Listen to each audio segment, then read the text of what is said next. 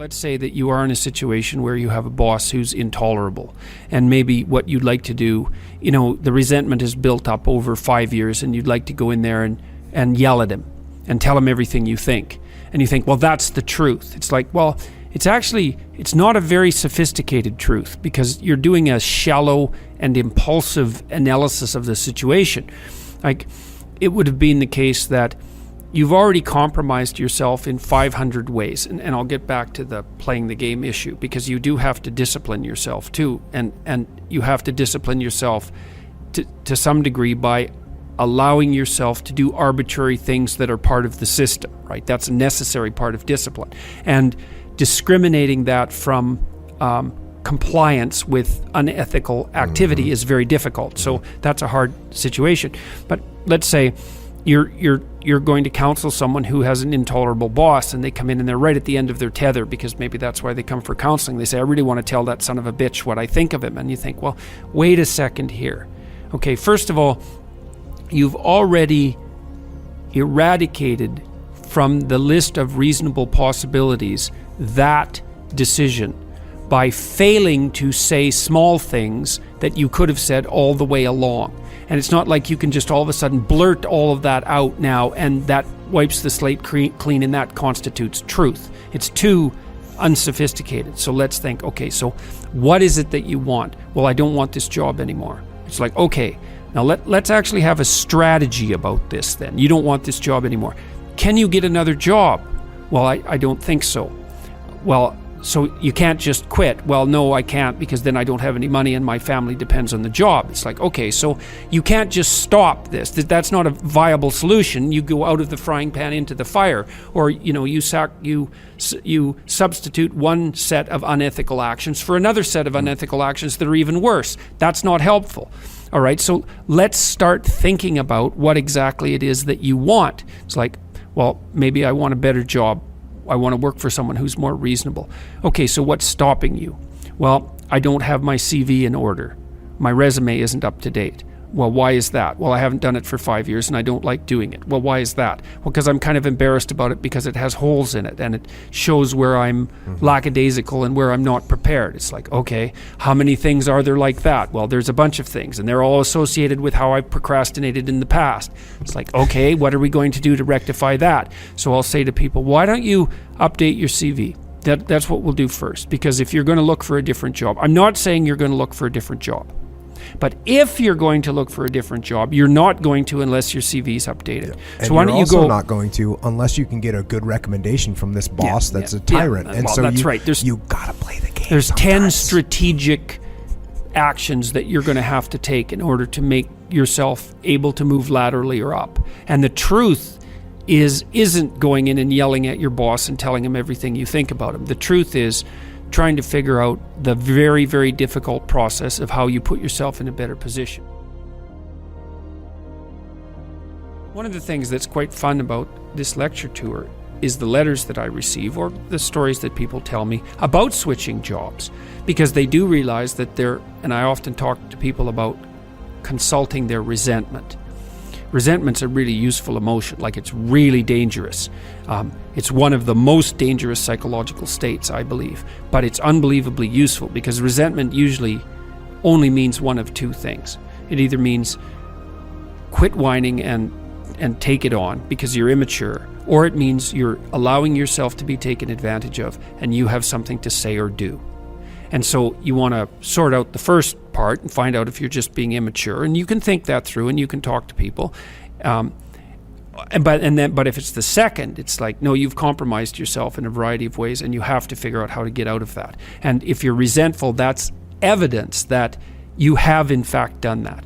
Okay, so now the issue would be, well, how can you set your life up so that you can be without that resentment? And so that's when you start to develop a strategy for, there's actually an adventure in this too. I mean, I've had a number of clients who have been in jobs that they didn't like at all. And, they were tyrannized by someone, for example, and they were also working below their hypothetical level. And we'd put together a plan. It's like, okay, you're going to make 3 times as much money in 5 years. That's the plan. But that's not going to be simple. So there's education. You got to educate yourself, maybe formally, because you've got holes. You got to fix up your resume. You've got to you've got to overcome your fear of being interviewed. You have to start sending out like 50 resumes a week on a regular basis and be prepared for a 99% rejection rate. You're going to look for a different job. It's probably going to take 6 months to a year, and almost all of that is going to be rejection. And you've got to steel yourself for that and prepare. And maybe this is going to be a 3-year process. It's no trivial thing, but it's almost inevitably, I can't remember a single example where the consequence of that very careful, detailed, strategic thinking wasn't a massively substantive improvement in socioeconomic positioning and a great movement towards an improving trajectory. And there's advantages even along the way, because even before that happens, the fact that you're taking genuine steps to put yourself in a better situation immediately starts to reduce your resentment, even if it isn't having positive consequences to begin with. But you have to be realistic about it. It's like, look, it's going to be hard to update your CV because you're embarrassed about it, and you should be. Right? It's no wonder you're embarrassed about it. And then, well, of course you don't want to go be interviewed because you're not very good at it, and there's holes in your story, and you can be made nervous easily, and you're not a very good advocate for yourself. So there's a lot of improvement that needs to be done there. And then you have to withstand the punishment of being constantly rejected when you apply for jobs, because the baseline rejection rate, for the typical job applicant is like 99%. It's like the rejection rate for everything. Is this going to work? No. But if you do it 100 times, it might work once. That's all you need. That's exactly it. You only need that once. And so the truth there isn't to yell at your boss. The truth there is to get your life together. Yeah. Play the game. You got to play the game sometimes to get a strategic win, to me. And another interesting thing here is, as I say, you don't want to surround yourself with yes men when you're in a leadership position. You also don't want to be your own personal yes man that just thinks you're great and agrees with everything that you're doing and won't tell yourself the hard truth. You can't lie to yourself. Every little one of those things that you just listed off are the kind of things that people just lie to themselves and say, you know what, well, you don't really need that. That person didn't learn anything in that course. Why should I go to it? That it's like, if you don't tell yourself the truth about what your situation is, it's going to be problematic. Just like if you don't have people on your team above you or below you in the chain of command that tell you the truth, that's going to be problematic as well. One of the rules of thumb that I think is worth abiding by, and I guess this is something that makes me somewhat conservative in some ways, is that you should do what everyone else does unless there's a very good reason not to. And I think that's the same idea that you're putting forward, which is that if you do fight back against everything, then you're just a rebel without a cause, right? And you discredit yourself entirely. And if you accept everything, well, then you're not even there. And so there's some judicious analysis of the situation that helps you understand when the time for action is right. And most of the time, what you're doing in life is you're doing what other people do, and that's going along with the game. That's part of being socialized. But there's going to be times when the right thing to do is to break a rule and to do it very carefully. And so, there's a scene.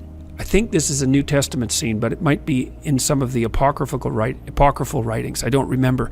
So Christ is walking down the road on the Sabbath, and there's a ditch by the road, and it's very hot, and in the ditch there's a hole, and in the hole there's a sheep, and so the sheep is stuck in the hole, and this shepherd is trying to get the sheep out of the hole, and Christ walks by and he says, if you don't understand what you're doing, you're a transgressor of the law and you're cursed, but if you do understand what you're doing, then you're blessed.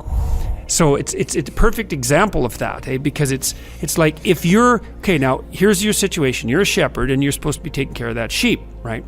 But it's the Sabbath day, so you're not supposed to be working. Now, if you have decided, you've thought this through, you think it's the Sabbath day, this is something that everybody needs because everybody needs to take a rest, and this is a rule I shouldn't break because everybody needs to take a rest or things degenerate. And I understand that, and I have a lot of respect for it, but I think that in this situation, it's still morally appropriate for me to break that rule in this slight way and get this poor sheep out of this hole than well, Christ's judgment was, well, then you're exactly on the right track. But if you're doing it carelessly and stupidly, you're breaking that rule. Then you're a transgressor of the law and you're cursed. And I think that's exactly at the essence of what you're describing. It's like you play by the rules, but then there's a meta rule, which is now and then you break the rules. And you do that very, very carefully, because when you break the rules, you're breaking the rules. And the rules are what keep peace. They're what keep peace and order. And so you break them only in the service of a higher peace and order.